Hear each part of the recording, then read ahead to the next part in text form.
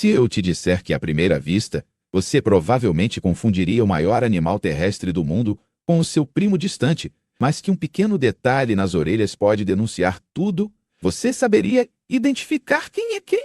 Agora responde rápido, sem pensar muito. Se eu colocar na sua frente 2 elefantes, um africano e um asiático, você conseguiria apontar qual é qual sem errar, porque é aqui que começa a parte curiosa. A maioria das pessoas acha que a diferença está só no tamanho.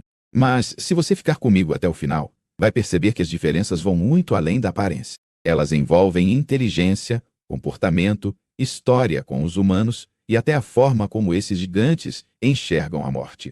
E tem um detalhe surpreendente no final sobre como um único elefante africano pode impactar todo um ecossistema de um jeito que um elefante asiático talvez nunca consiga. Mas antes disso, vamos começar pelo mais visível. Primeiro ponto. Como reconhecer um elefante africano e um asiático em segundos, sem precisar ser biólogo? Um truque simples que quase ninguém te conta é o da orelha. Elefantes africanos têm orelhas gigantes, largas, que lembram, literalmente, o contorno do mapa da África. Já os elefantes asiáticos têm orelhas bem menores e mais arredondadas, quase tímidas perto dos seus primos africanos. Mas não é só isso. O elefante africano é, em média, bem maior. Machos africanos podem passar facilmente dos 3 metros de altura no ombro e chegar perto das 7 toneladas. Os asiáticos são menores, em torno de 2, 5 metros e cerca de 4 a 5 toneladas.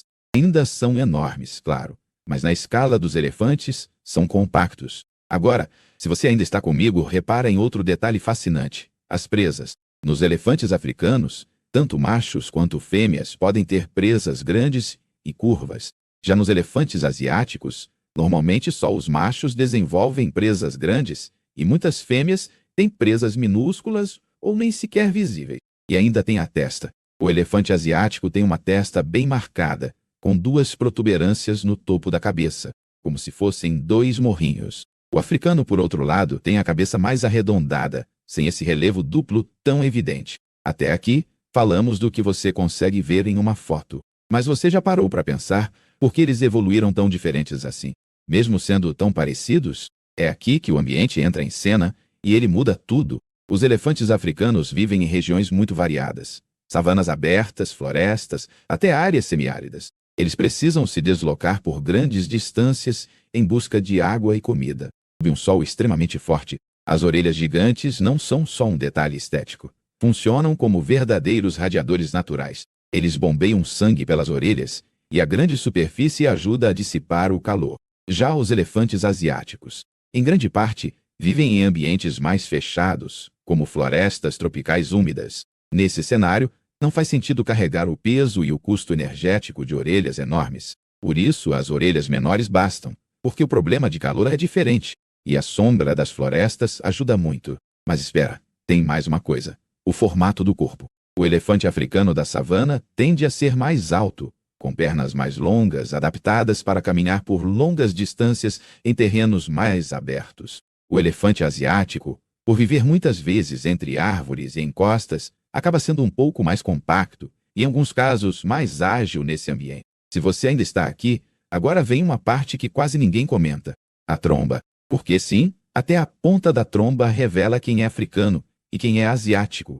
A tromba do elefante africano termina em 2 pequenas projeções, como se fossem 2 dedos. Um em cima, outro embaixo. Já o elefante asiático tem apenas uma projeção, como se fosse um único dedo na parte de cima. Isso muda a forma como cada um manipula objetos, folhas, gravetos. Pensa na tromba como uma mistura de braço, mão, nariz e canivete suíço. É um órgão tão versátil que os elefantes conseguem arrancar uma árvore, pegar uma moeda do chão ou acarinhar outro elefante com a mesma precisão. E essa diferença de dedinhos na tromba é um detalhe anatômico que muitos especialistas usam como sinal clássico de identificação. Agora, tenta imaginar a tromba aliada ao cérebro. O que será que muda na inteligência e no comportamento entre africanos e asiáticos? Elefantes, em geral, são considerados um dos animais mais inteligentes do planeta, comparáveis a golfinhos e alguns primatas. Eles reconhecem o próprio reflexo no espelho, conseguem resolver problemas, têm memória impressionante e exibem comportamentos emocionais complexos. Mas aqui entra um ponto interessante. A relação deles com os humanos é diferente, principalmente no caso dos asiáticos.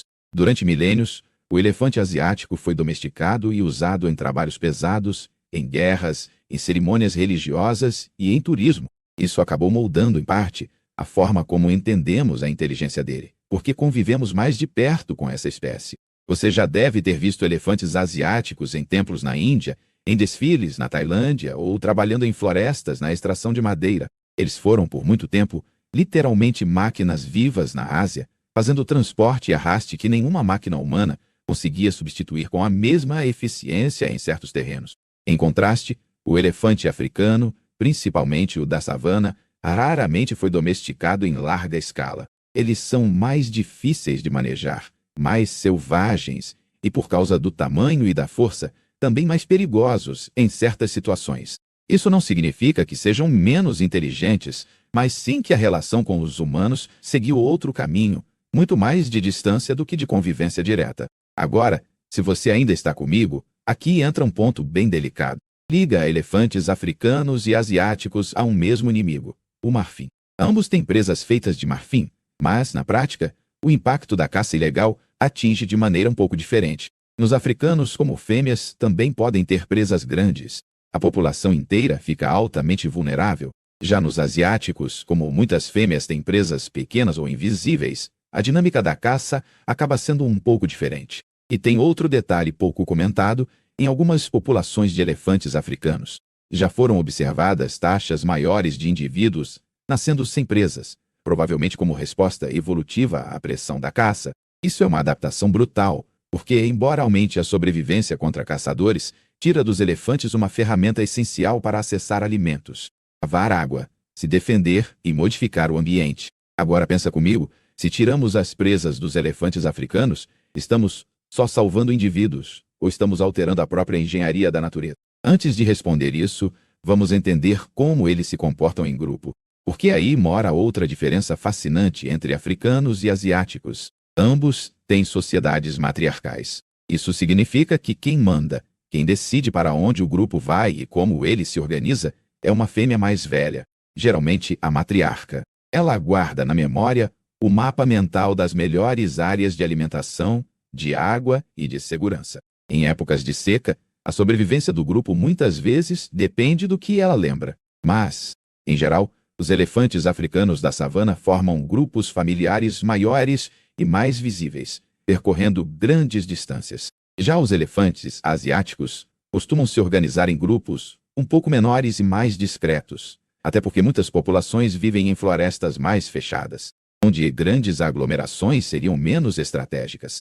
E aí entra um comportamento que emociona qualquer pessoa que observa a forma como lidam com a morte. Tanto africanos quanto asiáticos já foram observados em comportamentos que lembram rituais de luto. Eles acariciam ossos e carcaças com a tromba, ficam mais silenciosos, permanecem ao lado de corpos por longos períodos. É como se reconhecessem a morte e se importassem com ela. Agora, pensa nisso. Dois animais que evoluíram em continentes diferentes, ambientes diferentes, culturas humanas diferentes, e mesmo assim compartilham um traço tão profundo de sensibilidade. Isso é só coincidência ou estamos subestimando o nível de consciência desses gigantes? Se você ainda está comigo, agora vamos entrar em um dos pontos mais importantes dessa comparação: o impacto ecológico de cada espécie. O elefante africano da savana é frequentemente chamado de engenheiro do ecossistema.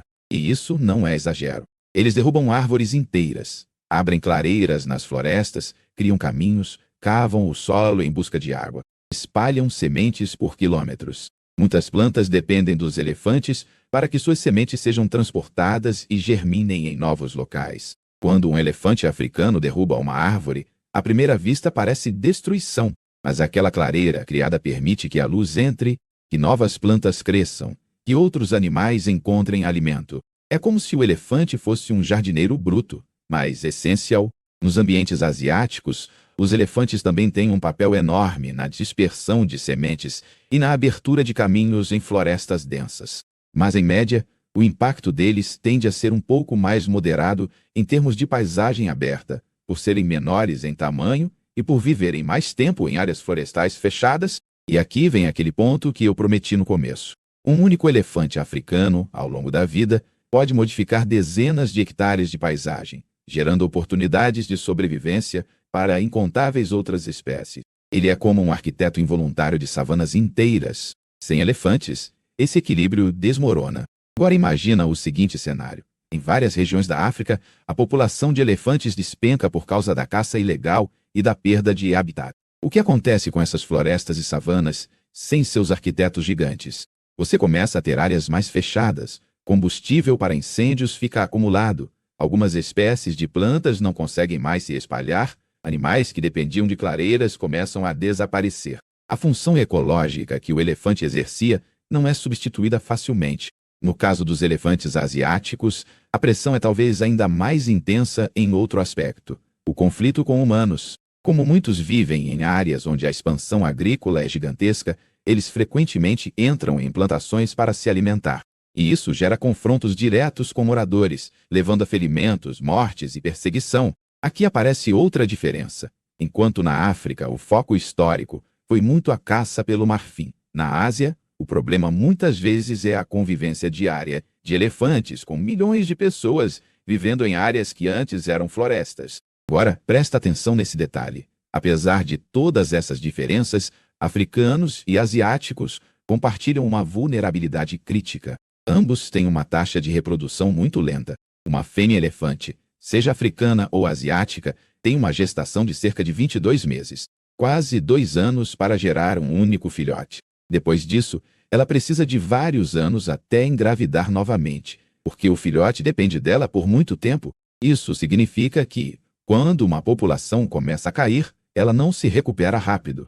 Então, qualquer perda causada por caça, conflitos ou destruição de habitat deixa cicatrizes que duram décadas. Se você ainda está aqui, agora vem um ponto que talvez mude a forma como você enxerga esses animais para sempre.